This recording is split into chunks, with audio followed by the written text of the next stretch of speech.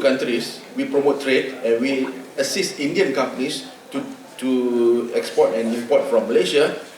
That's where Matrade comes in. We help entrepreneurs, exporters and importers to find potential partners for investment or for cross-border investment. Of course, Matrade is established in 1993. We are under the ministry portfolio. We are under the Ministry of International Trade Industry. We are the National Trade Promotion Agency for Malaysia. And I think that vision and mission is basically, as a agency for the government of Malaysia, we promote Malaysia as a global competitive trade nation, and we also try to promote Malaysia enterprises to the world, and then also try to enhance bilateral trade between Malaysia and India. Matrade, as you know, we have regional office. We have 5 of them in Malaysia, from up north to down south, and also to the east of Malaysia. We have 2 offices, Sabah and Sarawak. If you have been to Malaysia, then you know these 2 places are, as I mentioned, some of the tourist places that you can go. Malaysia has also been recognized as the place for Indian companies to go to have their holidays. For example, visit to Langkawi, one of the island, nice island there, and also visit the Twin Tower, Petronas Twin Towers, which is our iconic infrastructure in Malaysia, Kuala Lumpur. As you know, we also have our offices all around the world with 36 trade offices and 10 marketing offices. What it means by 36 trade offices is that we have all the trade commissioners heading the 36 trade offices, and the 10 marketing officers is only the local staff, the local employees that we appoint them to manage the office. And we have all across the world, in North America, Latin America, Western Europe and whatnot. Some of the programs that we do seminar, we do also market access to people, we do online training. If Malaysian companies or Indian companies wants to know about Malaysia, they can come to us. We can tell them about the opportunity that available to do joint ventures and collaboration together. Apart from that, we also have a few programs. These are all the success stories of Malaysian companies who have already made way in international markets, regardless of the E&E industry, food industry, or even the automotive industry. And also some of them are already in the e-commerce platform. So Indian companies who are interested to joint venture with this company, please come to Matrade. We will facilitate all your requirements. Yeah. And part of that Matrade Mumbai services is that we provide advisory services to all the Indian companies. For example, they want to do some checkups of the Malaysian company, whether they are genuine or not. They can come to Matrade. We give all the background details of them, of the Malaysian company, so that you know who is your partner that you will join later. At the same time, companies like Indian importers or Indian companies who like to JV with Malaysian companies, we have a pool of a database that we can share with you if you are interested to have that. And at the same time, other promotional activities that we do, we participate in big programs in India, exhibitions in India like Eastag Mobile, Camptech, those big programs. We also have our B2B programs that we collaborate together with trade fairs, B2B meetings, and last but not least, we do trade missions for the PM or Minister, which we usually do every year. Now, after knowing all about Matrade as a linkage for you to connect with Malaysian company, I would like to share with you about our construction industry in Malaysia. Basically, Malaysian construction industry has seen as an unprecedented growth over the last decade. We have good quality and competitive costing for the construction services. Some of the big programs that we have organized, developed includes infrastructure and building projects, ports, airports, water supplies, power plants, telecommunication, and mass rapid transport, locally and abroad. And as I mentioned earlier, when you say abroad, we have also made inroads in India, UAE, Saudi Arabia, Bahrain, Qatar, China, South Africa, Bosnia, and whatnot. These are all the countries that we have penetrated for the construction industries. Now, the local Malaysian construction industry they have about 72,246 construction companies, and 99% of the companies are local companies, whereby 0.6% are foreign companies. So in all, they have about over 760,000 capacity to generate employment. And all of that, if you look at the triangle there, it says that only about 20 Malaysian contractors have actively participated in overseas project, which is the big company and also the mid-sized company. But in Malaysia, we have this handheld program, whereby big companies and medium-sized companies, we pick their hand and hold them to explore overseas market. We train and we give them we nurture and give them the knowledge necessary for them to explore the novel. That's how we do. We have programs that we develop in Madrid. And so far, I've seen that we have been not only doing that program on our own, but we continue with the Construction Industry Development Board of Malaysia, CIDB, which is also another agency under the ministry. Now, under the 11th Malaysian Plan, by 2020, we expect that our GDP will grow by 5 to 6%, and then our per capita income will grow by USD 18,000. That is our target for the 11th Malaysia Plan until 2020, which is next year. So, if you see, construction industry contributed about 3% of that GDP. And for the services sector, if you look at the graph there, at the table there, this is from our Bank Negara. Bank Negara is our Malaysian bank. It's just like RBI, but it's for Malaysia. The services sector contributed 5.7% of the GDP for Malaysia in 2019. So by 2020, we believe that the number will continue to contribute to the GDP of Malaysia in a big way. Now, I want to share with you about the construction of the Malaysian ecosystem, the construction industry of the ecosystem itself. At the top there, we have our own construction industry transformation program, and it is supported by the government body. As you can see, what we call the Public Work Department, JKR, Madrid as branding, CIDB is one of the body that manage the construction services in Malaysia. The SME Corporation train the small and medium entrepreneurs in the construction industry, and the rest of the people who are involved, including standards and incentives. These are the government bodies involved in the development of construction industries. But then, apart from that, we have people, the association, the NGOs that support that.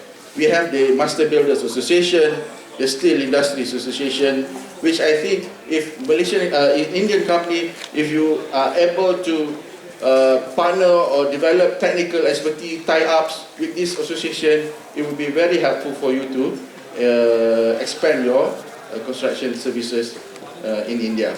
And of course, supported at the bottom there, supported by the big conglomerates. These all companies are already established abroad. They have gone through so many countries, in the UK, in US, in Middle East. So all these business people or the industries, they have the experience that can assist in the joint venture partnership with Indian companies. Now, this is the construction services of our innovative and also the strength that we have. Some of the innovative concepts including IBS system that we have, construction practice to add value to the industry. These are some of the success stories that we have abroad. WCT Engineering, Sendai, some of the projects that we have in the UK, Better Sea projects we have already executed in Australia. This is good. This is one of the projects that IGM Malaysia is doing in India, projects mainly. I think if you are, Indian companies who are interested to join venture with the Malaysian company, we can share the technology with you to develop more cost-effective projects. Now, this is all our brands in India.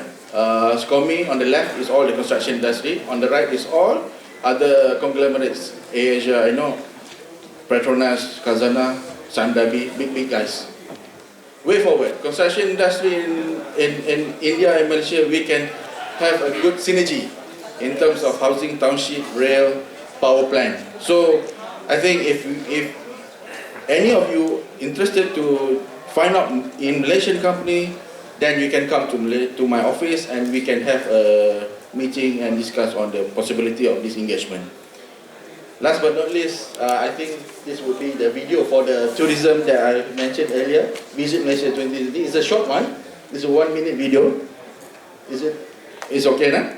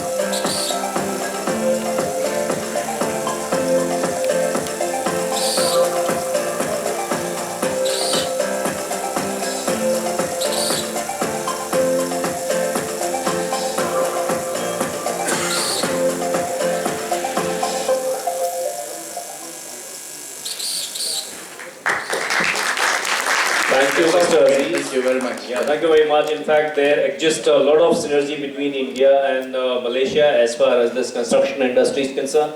Now, ladies and gentlemen, please give a big hand for our next speaker, His Excellency, High Commissioner of Brunei, Mr. Dato Paduka Haji Seti. Please give a big hand, ladies and gentlemen. Thank you very much indeed.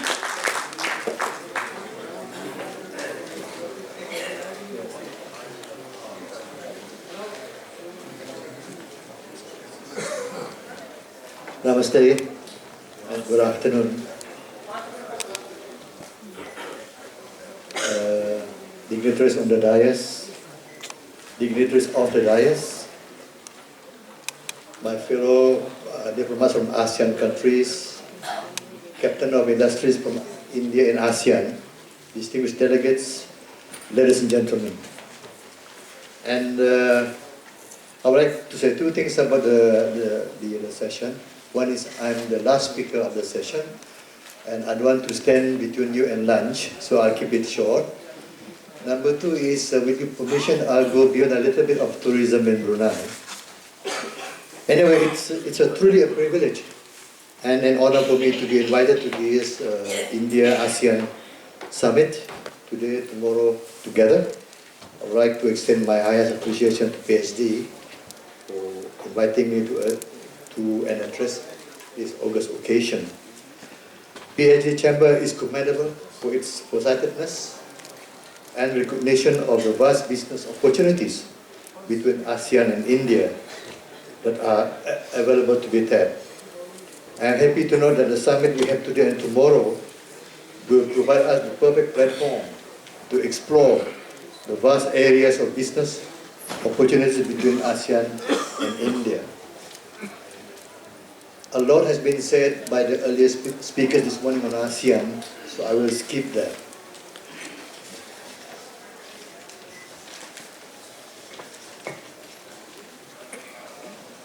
And ASEAN economic advancement also benefits its individual members, including my country, Brunei Darussalam.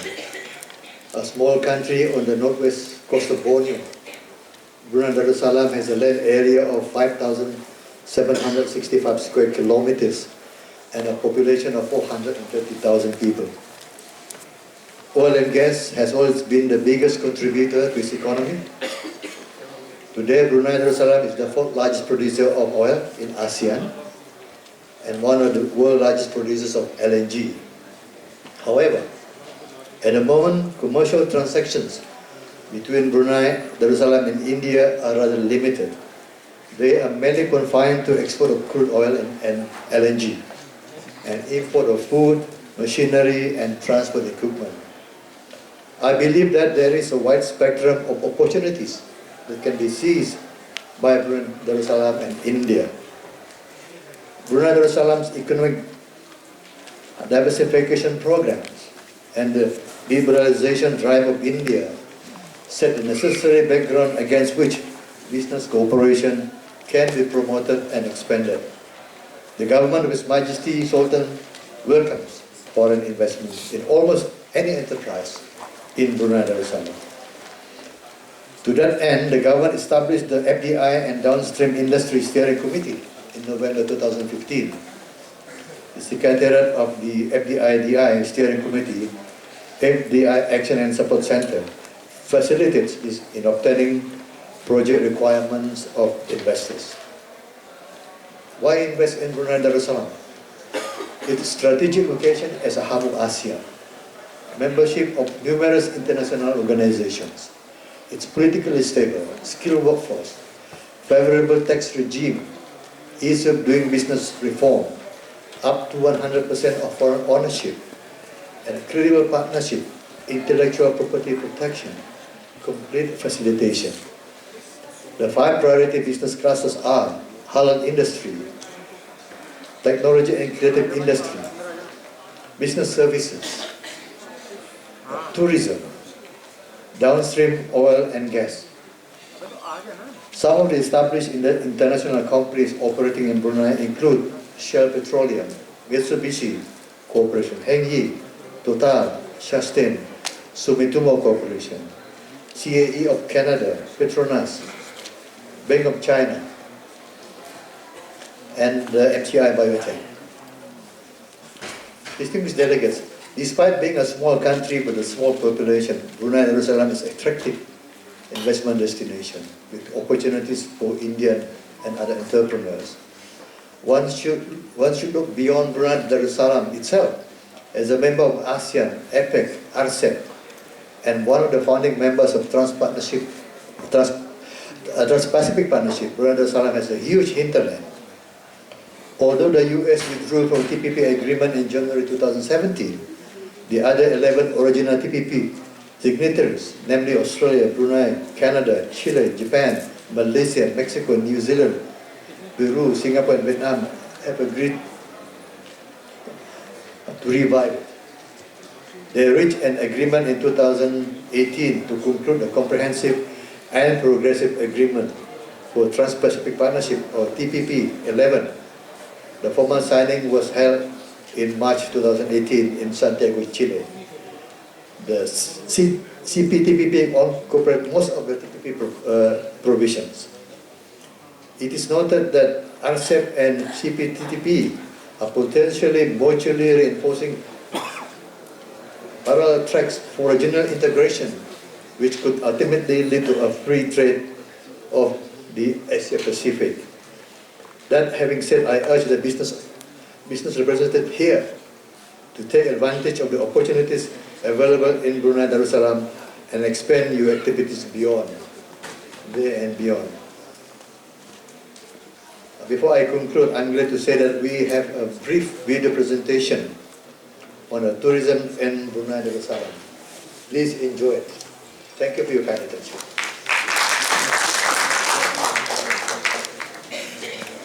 Excellency, you were showing some movies, video. Yeah.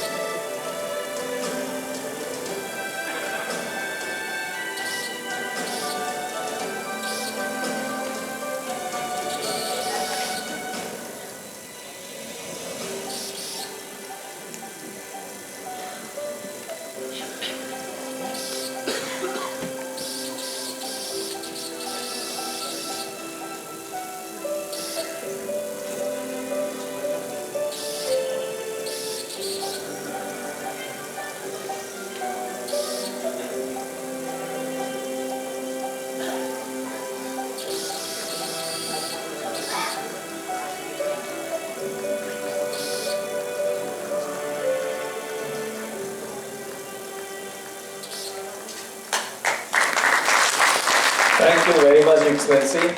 One thing that he didn't tell you that I know of, that Excellency is an enthusiastic sports person, he is a great golfer. So please give a very big hand to Excellency. Thank you very much indeed. Yeah. And now, ladies and gentlemen, I invite Mr. Rajan Sehgal, co-chairman of our tourism committee, for his common vote of thanks. Good afternoon, respect to the dais, and I once again on behalf of PhD Chamber of Commerce welcome all our foreign delegates who have come all the way from their countries to make this summit a great success. Can we have big applause for all the foreign delegates, please? India, the world has known the power and importance of ASEAN countries. It's so powerful and so important countries as far as tourism trade is concerned, that we have to work very closely. And I think if we start traveling to each other country, I think we don't need tourists from other countries. We need, but I think we can make ASEAN countries a very powerful group. And I give you a small example. One of the most important leader of the country from India went on his first overseas trip to Singapore, and he's having his press conference at the poolside. One of the lady journalists asked him, "Sir, this is your first overseas visit for investment in your state. Why you have chose Singapore, ASEAN country, not West or USA?" He said, "The lady, the sun rises in East and sets in the West. So I have chosen a country where the sun rises, so I want to rise also." At the moment, I can tell you India is very great in hospitality. Instead of giving a big vote of thanks, I want to show our hospitality. I want to invite all the delegates for the lunch, as you are very hungry after a long flight. So please join us for a lunch, and we'll have an afternoon session after that. Thank you once again. Thank you. Lady, we